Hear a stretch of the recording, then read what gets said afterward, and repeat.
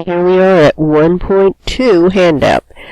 First of all, I redid the template for 1.2, so make sure you download the new template.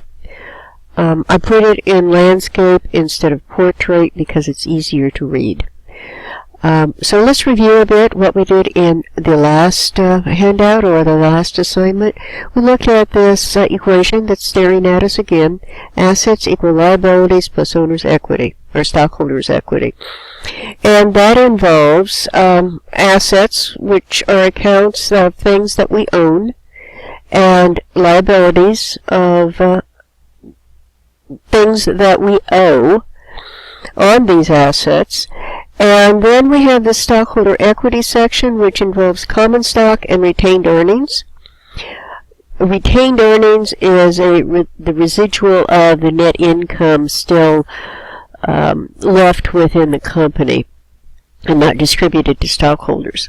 So what we're going to do now is we are going to look at not just the beginning owners in it.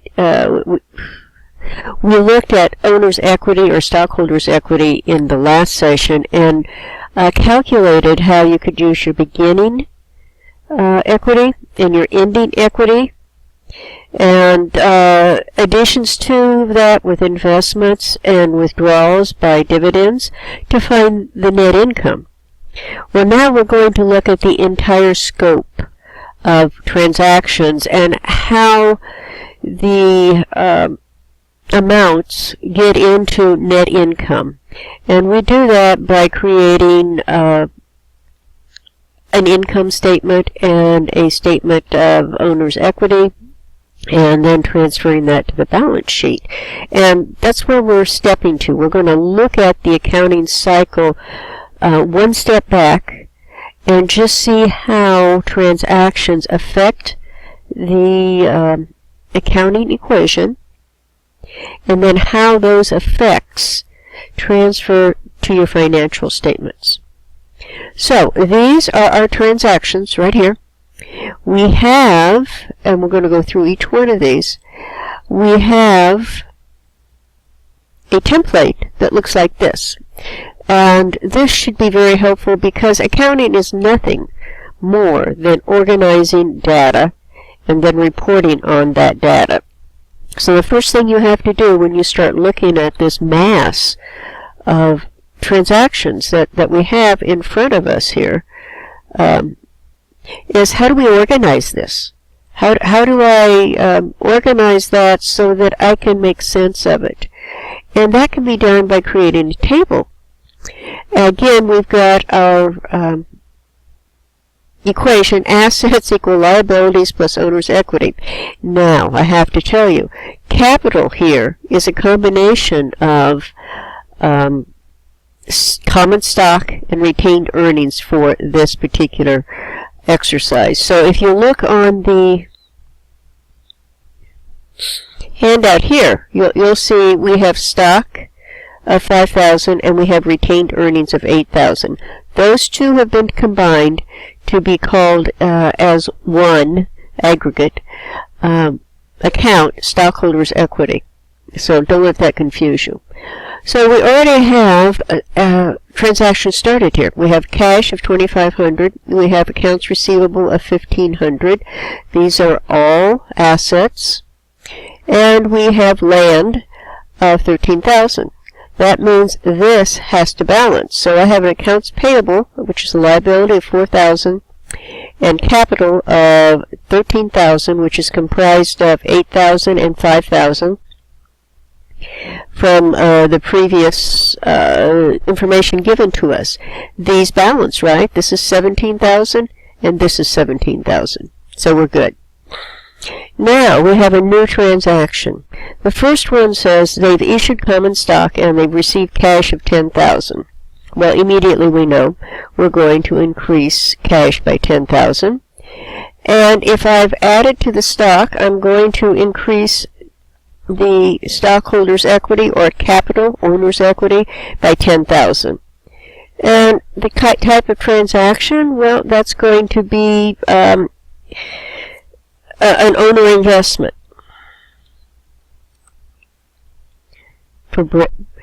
Just as a key. Now, how do I know that's in balance? Well, just by looking at it, I added 10,000 here and added 10,000 here. It should be. Let's make sure, though. So we add this up. We drop down the 1,500. We drop down the 13,000. We drop down the 4,000. And we add these two together to come up with 23,000. Now, if you add this side and this side, they will equal and be balanced. Probably it would help, maybe. Do you think this would help? These are the assets right here. We're going to make them a pretty color. Let's make them a very light green. How's that? This is the other side, and we'll make them a light blue. So you can tell the difference. This has to balance this. That's all there is to it. Can never be anything different. So let's look at the next one, B. Perform service for a client and receive cash of $1,100. Oh my, what do I do with that? Well, number one, I know I have to increase the cash. They didn't charge it, right? They got cash by $1,100. That means somewhere over here I've got to increase this. So if you think back to what we did with the opening owner's equity and added net income, subtracted dividends, and came up with the ending owner's equity. Net income, revenue affects capital, and revenue always increases capital. So that would be an increase in capital right here.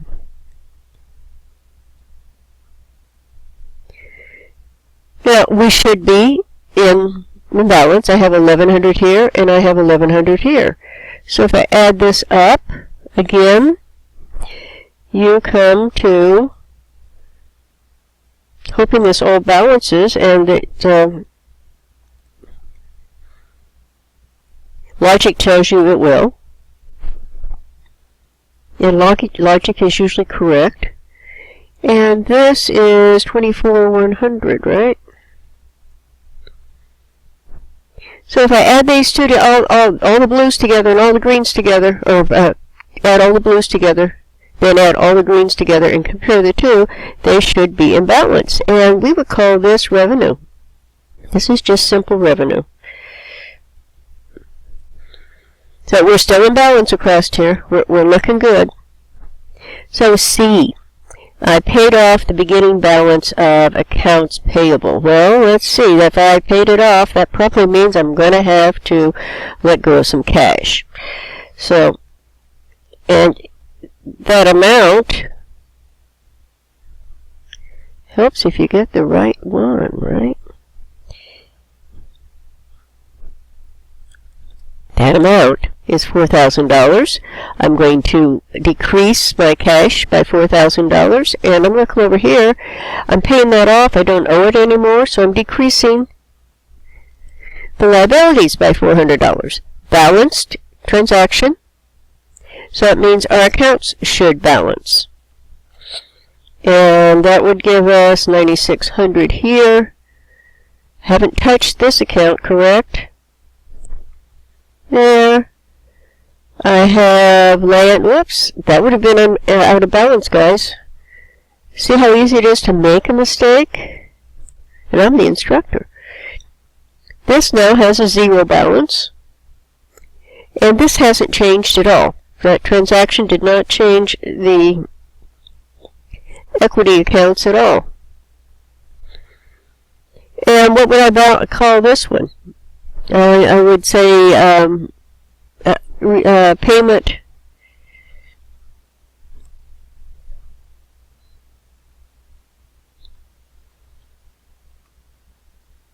of account. So you want to kind of keep track of that. So now we're in balance. So now you have D. What are you going to do with D? D looks at, you purchase supplies on account. Now whenever it says it's on account, that means somebody charged something. And in our case, it's us, our company, charging. So that means we're going to use accounts payable. What did we do with this? So I am going to increase my supplies by 700.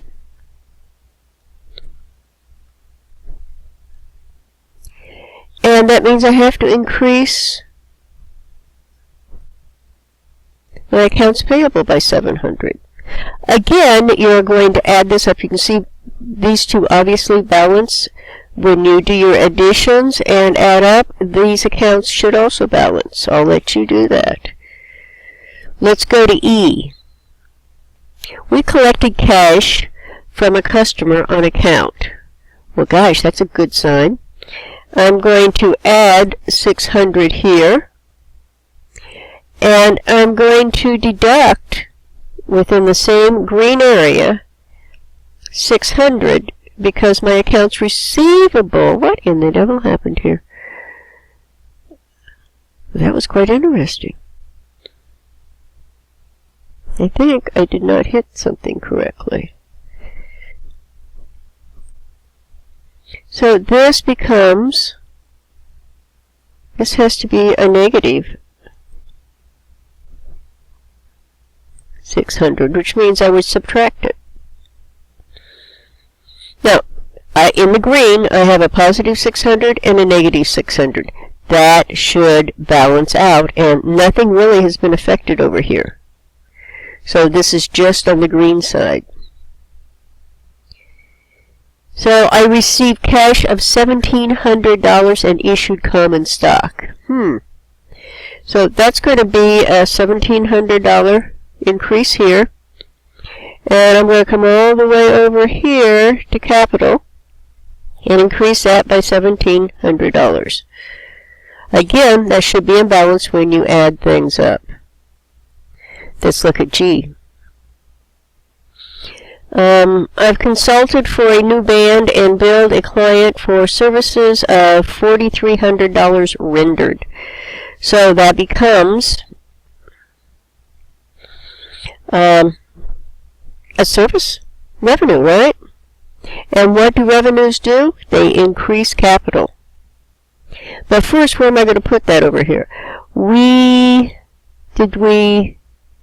billed them. That means the same thing as accounts. So we charged them $4,300. My accounts receivable goes up. And my capital goes up. Kind of making sense now? Let's look at H. We recorded the following business expenses for the month. Now, where did we record those at? Where can you get an idea of what they did? They paid cash for these. It's not very explicit.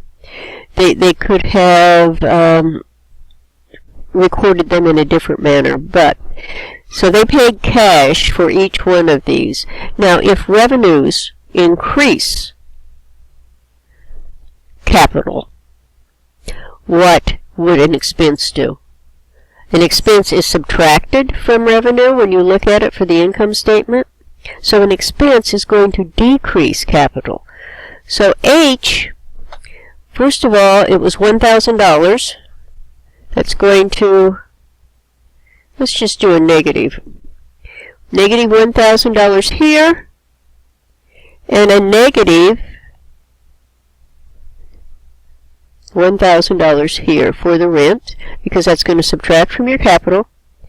We have another negative. We are going to subtract $300 from the cash because we paid it out. So that means it's going to be $300 from the capital. And finally, we returned supplies to OfficeMax for $100 cash, which was the cost of the supplies. So that, what do you think we're doing with that one?